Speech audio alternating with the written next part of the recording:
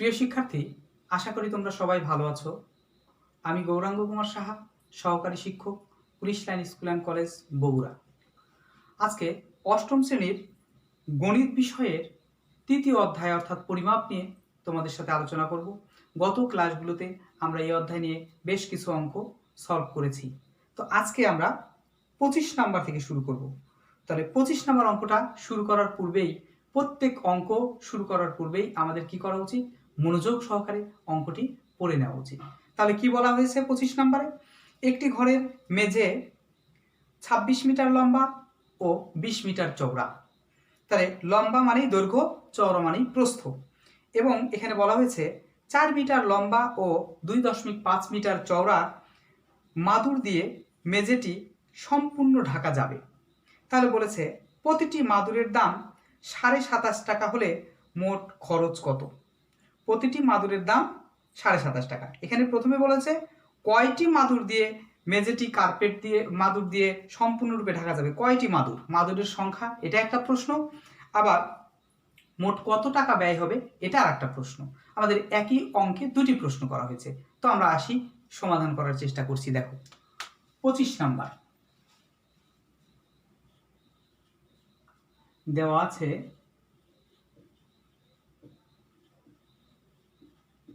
কি দেওয়া আছে? ঘরটির মেঝে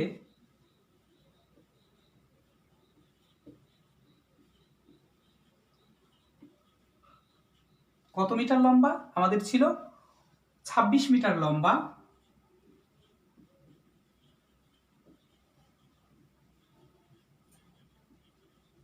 এবং কত? 20 মিটার চওড়া। তাহলে এবং 20 মিটার চওড়া। তাহলে অতএব ঘরটির মেঝের ক্ষেত্রফল সমান 26 গুণন 20, অর্থাৎ দৈর্ঘ্য গুণন প্রস্থ বর্গ মিটার সমান 26 দুগুণ 52, অর্থাৎ 520 বর্গ মিটার। আমরা কি পাইলাম? মেঝের ক্ষেত্রফল। এবার আমাদের মাদুরের ক্ষেত্রফল যদি নির্ণয় করতে পারি, তাহলে মেঝের ক্ষেত্রফলকে মাদুরের ক্ষেত্রফল দিয়ে ভাগ করলেই আমরা কতগুলো মাদুর লাগবে এটা পেয়ে যাব। তো আসি, একটি মাদুরের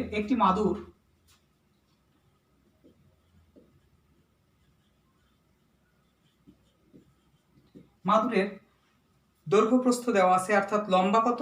4 মিটার লম্বা, 2.5 মিটার চওড়া। তাহলে একটি মাদুর 4 মিটার লম্বা ও 2.5 মিটার চওড়া। তাহলে অতএব মাদুরের ক্ষেত্রফল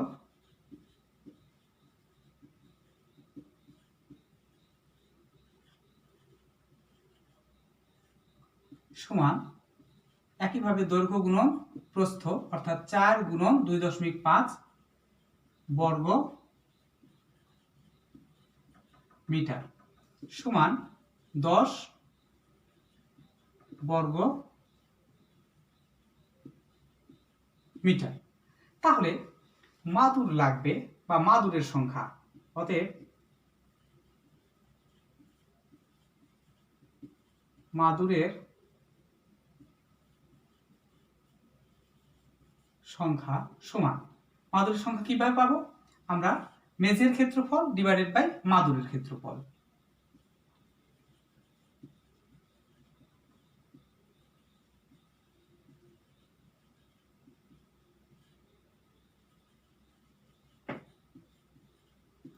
মাদুরের ক্ষেত্রফল। তাহলে এখানে মেঝের ক্ষেত্রফল ছিল কত? 520 ডিভাইডেড বাই মাদুরের ক্ষেত্রফল 10 এত টি। তাহলে উত্তর কত হলো? 52 টি। তাহলে মাদুর কতটি লাগবে এটা কিন্তু আমরা এখানে পেয়ে গেছি। তাহলে এখানে মাদুর লাগবে হচ্ছে 52টি। একটা মাদুরের দাম কত? আমাদের প্রশ্নে দেওয়া আছে যে একটা মাদুরের দাম 27 টাকা 50 পয়সা, অর্থাৎ 27.5 টাকা। তাহলে আমরা কি লিখব, যে অতএব একটি মাদুরের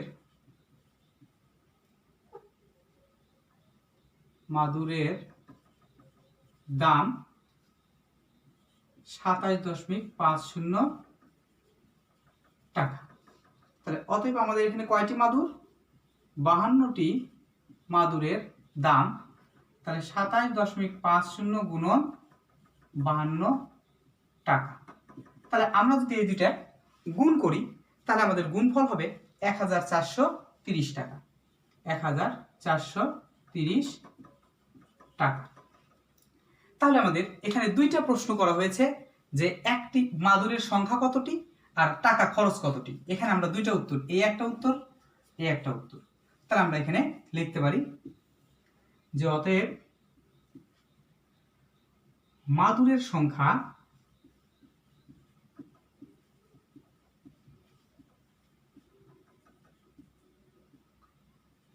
বাহান্নটি এবং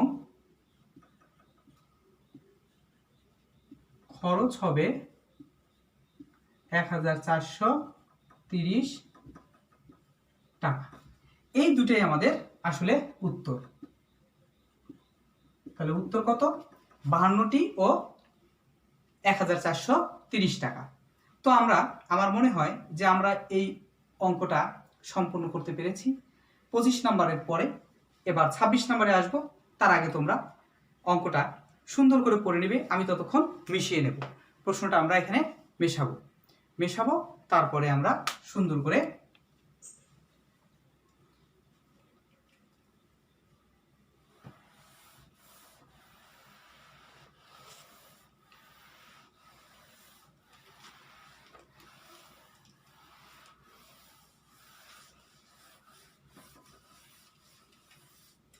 আমরা শুরু করে দিয়েছি। অঙ্ক নাম্বার 26 নাম্বার প্রশ্ন পড়ো। একটি বইয়ের দৈর্ঘ্য 25 সেন্টিমিটার, প্রস্থ 28 সেন্টিমিটার আর বইটির পৃষ্ঠা সংখ্যা 200। প্রত্যেক পাতা কাগজের পুরুত্ব 0.1 মিলিমিটার হলে বইয়ের আয়তন কত। তাহলে এখানে দুইটা দেওয়া আছে হচ্ছে সেন্টিমিটার আর একটা আছে মিলিমিটার। তো এখন আমরা জানি পৃষ্ঠা আর পাতা, দুই পৃষ্ঠায় এক পাতা। তা আমরা আগে পৃষ্ঠাকে পাতায় রূপান্তর করব। তাহলে আমরা কি জানি, 2 পৃষ্ঠা সমান 1 পাতা। অতএব 1 পৃষ্ঠা সমান 1/2 পাতা। অতএব বইটিতে মোট 200 পৃষ্ঠা আছে। 200 পৃষ্ঠা সমান 1 গুণন 200 ভাগ 2 পাতা সমান সমান কত হবে, 2 দিয়ে যদি ভাগ করি তাহলে 100 পাতা। তাহলে 100 পাতা বই আছে, বইটিতে 100টি পাতা আছে। এখানে বলা হয়েছে যে একটি পাতার পুরুত্ব দেওয়া আছে 0.1 মিলিমিটার। তাহলে ওই বইটির পুরুত্ব কত, বা বইটির সম্পূর্ণ পাতার পুরুত্ব কত সেটা নির্ণয় করব। তাহলে এক পাতার, দেখি, এক পাতার পুরুত্ব বা এক পাতা কাগজের পুরুত্ব লিখলে ভালো হয়। এক পাতা কাগজের পুরুত্ব 0.1 মিলিমিটার। অতএব আমাদের কত, আমাদের এখানে আছে 100। তাহলে 100 পাতা কাগজের পুরুত্ব, তাহলে 0.1 গুণন 100 মিলিমিটার সমান 10 মিলিমিটার। তাহলে অতএব বইটির উচ্চতা সমান তাহলে 10 মিলিমিটার। তাহলে যেহেতু দৈর্ঘ্য প্রস্থ আছে সেন্টিমিটারে, তাহলে এখানে বইটির উচ্চতাটাও সেন্টিমিটার করতে হবে। তাহলে মিলিমিটারকে যদি আমরা সেন্টিমিটার করি তাহলে আমরা জানি 10 মিলি 1 সেন্টি। তাহলে 10 মিলিমিটার 1 সেন্টিমিটার, এই জন্য 10 দিয়ে ভাগ করে এটাকে কি লিখলাম, সেন্টিমিটার। আমরা এখানে ইচ্ছা করলে দেখাতে পারি, যেহেতু 10 মিলিমিটার সমান 1 সেন্টিমিটার। তাহলে এখন আমরা লিখতে পারি অতএব বইটির আয়তন সমান দৈর্ঘ্য গুণন প্রস্থ গুণন উচ্চতা। সূত্রটা না লিখে আমরা সরাসরি লিখে দিই। দৈর্ঘ্য আছে 25, প্রস্থ আছে 18, তাহলে দৈর্ঘ্য হচ্ছে 25 গুণন প্রস্থ হচ্ছে 18 গুণন উচ্চতা হচ্ছে, সরি এখানে একটা উচ্চতা, এটাকে ভাগ করলে কত হয়, 1 সেন্টিমিটার। এটা আমাদের বাদ পড়ে গেছে। এই 10কে 10 দিয়ে ভাগ করলে 1 সেন্টিমিটার হয়।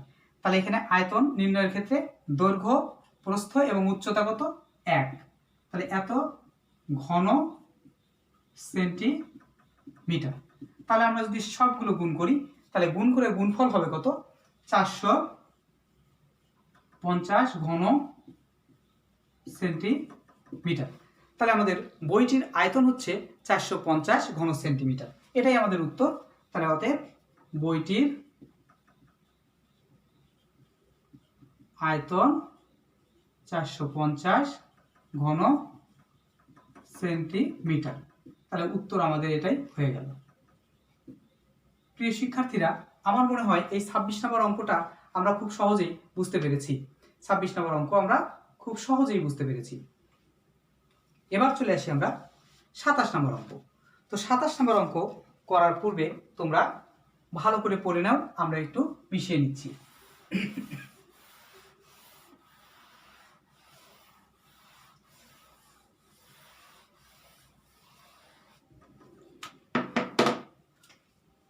প্রশ্ন নাম্বার 27। আমরা সুন্দর করে আগে 27 নম্বর প্রশ্নটা আগে পড়ব যে 27 নম্বর প্রশ্নটাতে আসলে কি বলা হয়েছে।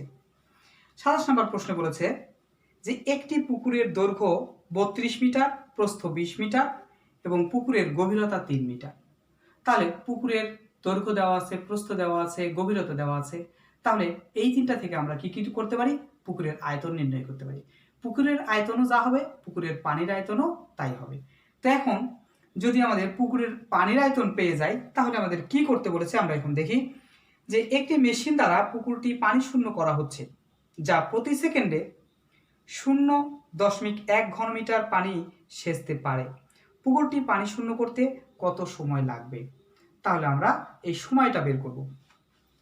প্রথমে আগে তাহলে কি করব প্রিয় শিক্ষার্থীরা, আমরা প্রথমেই 27 নম্বরে আগে পুকুরের আয়তন নির্ণয় করব। তো দেওয়া আছে, আমরা শুরু করে দেই।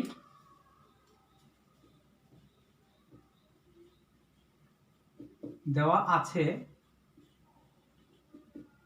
কি দেওয়া আছে, পুকুরের দৈর্ঘ্য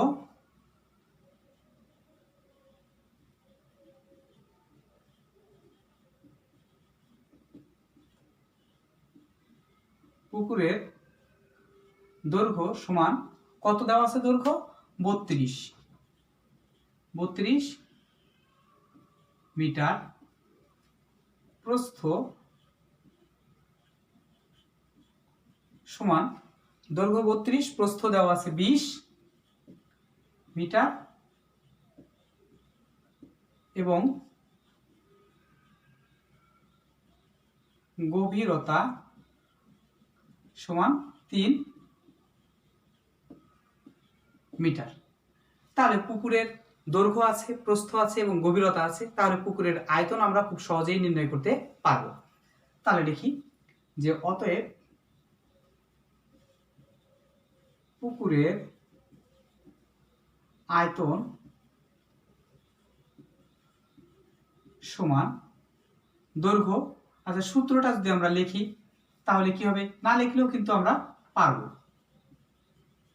দৈর্ঘ্য গুণন প্রস্থ গুণন উচ্চতা বা গভীরতা। এখানে গভীরতা আছে, এই জন্য আমরা গভীরতায় লিখলাম। এত ঘন একক, আয়তনের ক্ষেত্রে ঘন একক।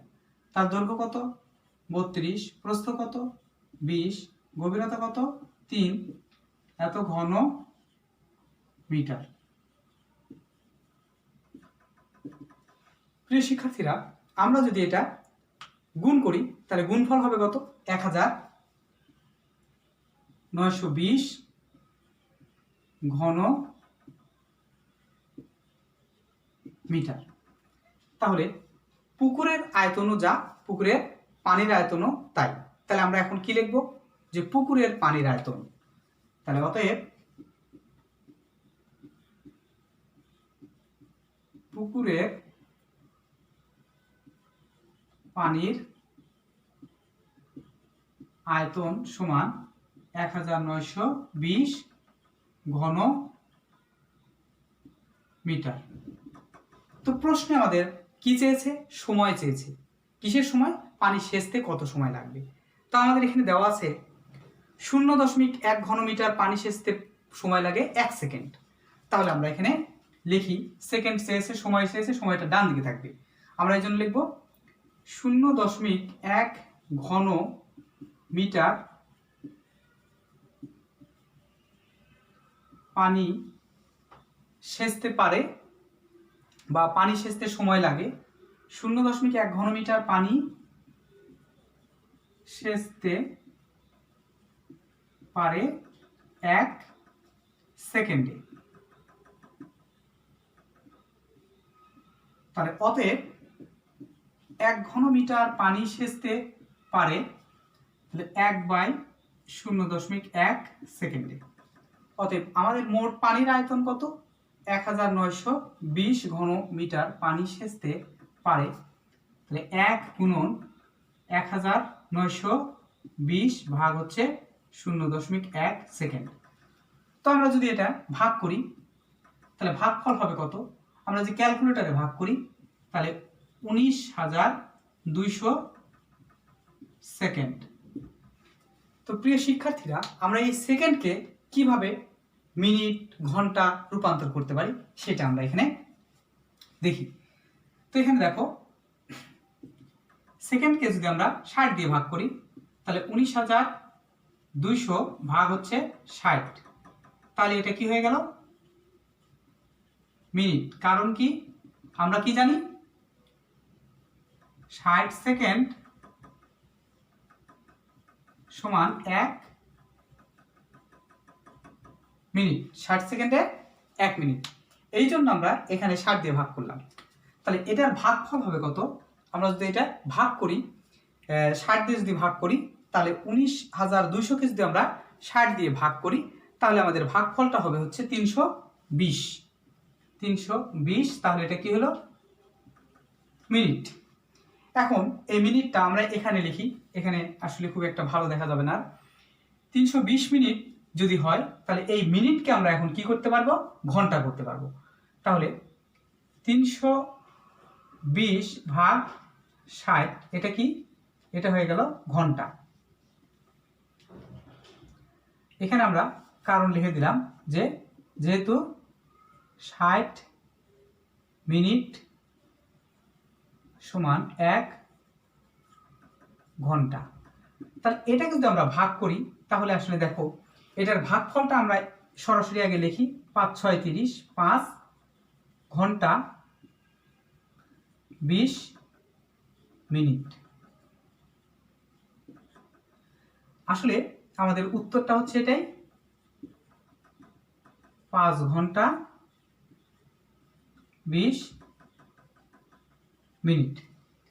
তো শিক্ষার্থীরা, তোমরা যদি এই ভাগটা যদি না বুঝো তাহলে আমরা এর ভাগটা আমরা এখানে দেখাতে পারি। কিভাবে দেখো, যদি আমরা 60 দিয়ে 320 এটা কি মিনিট, এটাকে যদি ভাগ করি তাহলে 60 দিয়ে ভাগ করলে 5 বার যায়, তাহলে 5 6 30, তাহলে কি বাঁচলো 20। এই 20টাতে কি মিনিট আর এটা কি ঘন্টা। এই জন্য আমরা এভাবে লিখেছি যে 5 ঘন্টা 20 মিনিট। এটা আমরা ভাগ করলে এইভাবে আমরা এই উত্তরটা করতে পারবো। তো শিক্ষার্থীরা, নিশ্চয়ই আমরা এই প্রশ্নটা বুঝতে পেরেছি। এরপরের 28 নম্বর অঙ্কটা আমরা পড়ে ফেলি, তোমরা পড়ে ফেলো, আমরা এটা মুছে দিচ্ছি।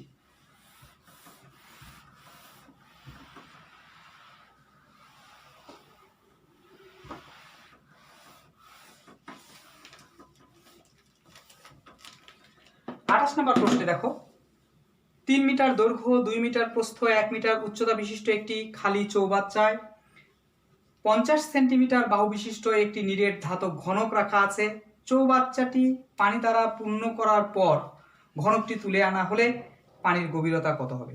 তো দেখো কিছু জায়গায় আছে মিটার, আবার কিছু আছে সেন্টিমিটার। তো আমরা সবগুলোকেই যদি সেন্টিমিটার করি তাহলে প্রশ্নটার কাজ করা সহজ হবে। তো আমরা শুরু করে দেই। 28 নাম্বার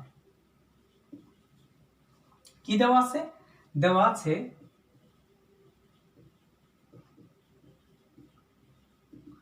চৌবাচ্চাটির দৈর্ঘ্য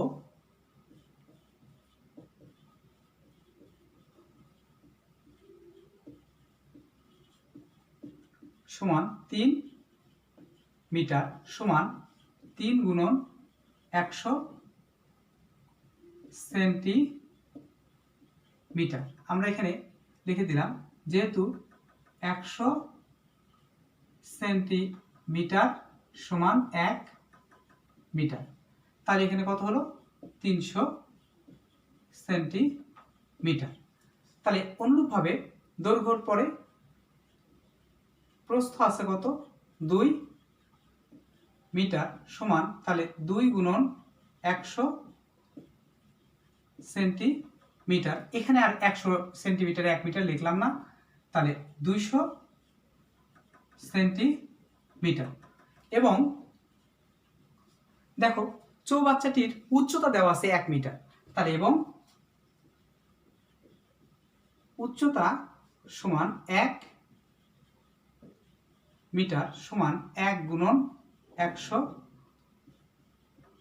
সেন্টিমিটার সমান 100 সেন্টিমিটার। তাহলে অতএব চৌবাচ্চাটির আয়তন সমান 300 গুণন 200 গুণন 100, অর্থাৎ দৈর্ঘ্য গুণন প্রস্থ গুণন উচ্চতা ঘন সেন্টিমিটার। তাহলে আমরা এটা যদি গুণ করি তাহলে পাবো 60 লক্ষ ঘন সেন্টিমিটার। 60 লক্ষ ঘন সেন্টিমিটার, তাহলে চৌবাচ্চাটির আয়তন। এবার আসি, এই চৌবাচ্চাটার মধ্যে একটা কি দেওয়া আছে? নিরেট ধাতব ঘনক। তাহলে ধাতব ঘনক, ঘনক কাকে বলে? যে ঘনবস্তুর দৈর্ঘ্য প্রস্থ এবং উচ্চতা সমান তাকে বলে ঘনক। তাহলে এখানে ঘনকটির এক ধারের দৈর্ঘ্য বা দৈর্ঘ্য দেওয়া আছে 50 সেন্টিমিটার, তাহলে ঘনকটির আয়তন কত হবে সেটা আমরা নির্ণয় করব।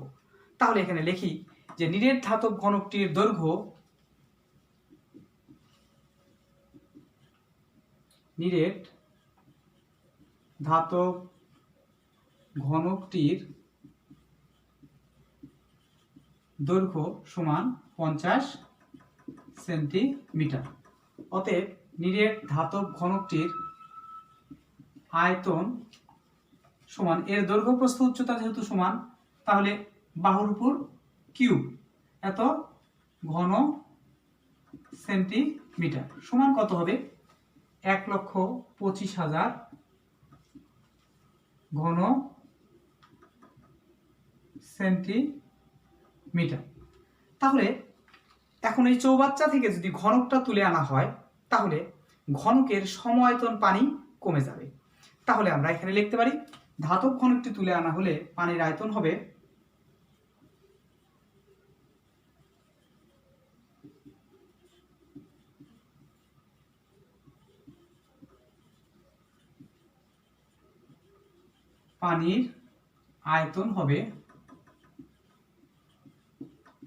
সমান, তাহলে এই আগে ছিল 60 লক্ষ, সেখান থেকে এই 1,25,000 বাদ যাবে।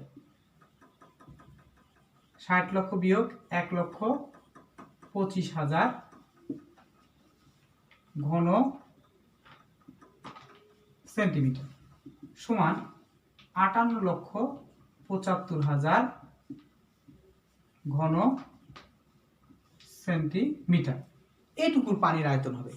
তাহলে এখন পানির আয়তনকে যদি আমরা ক্ষেত্রফল দিয়ে ভাগ করি তাহলেই গভীরতাটা পাওয়া যাবে।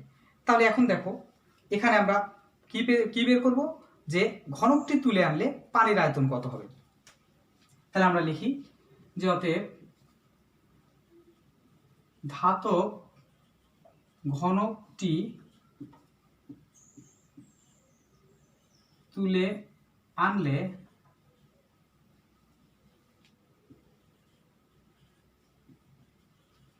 পানির গভীরতা সমান উপরে কি পানির আয়তন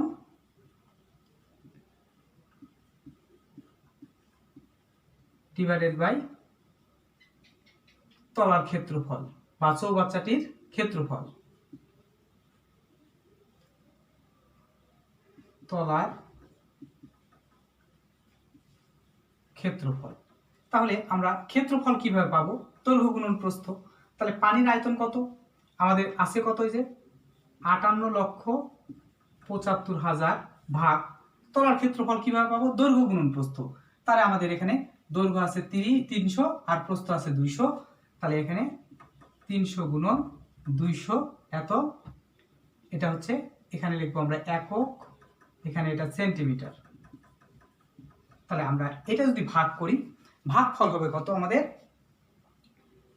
97 ভাগফল হবে 97.92 সেন্টিমিটার, এখানে প্রায় লিখব। প্রিয় শিক্ষার্থীরা, এখানে তোমরা খেয়াল করবে এটাকে যদি আমরা ভাগ করি তাহলে আসবে কত? 97.91666666। তো পরপর 6 আছে, এই জন্য একের পরিবর্তে এখানে 2 লিখেছি। তাহলে আমাদের পানির গভীরতা হবে কত? 97.2 সেন্টিমিটার। তো আমাদের 28 নম্বর অঙ্কটা সম্পূর্ণ হয়ে গেল। তো প্রিয় শিক্ষার্থীরা, আমার মনে হয় এই কয়েকটা অঙ্ক আমরা খুব ভালো করেই বুঝতে পেরেছি। তো তোমরা বাড়ির কাজ হিসেবে এখানে উদাহরণ যে অঙ্কগুলো আছে, উদাহরণের 11 নম্বর পর্যন্ত সব উদাহরণ 1 থেকে 11 পর্যন্ত বাড়ির কাজ। তোমরা এখানে বাড়ির কাজটা করবে কি? বাড়ির কাজ উদাহরণ 1 থেকে 11 পর্যন্ত। এর পরের অংশগুলো আমরা সামনের দিন সৃজনশীল প্রশ্নগুলো তোমাদের সামনে তুলে ধরার চেষ্টা করব। তো আজকে এ পর্যন্তই। Thank you.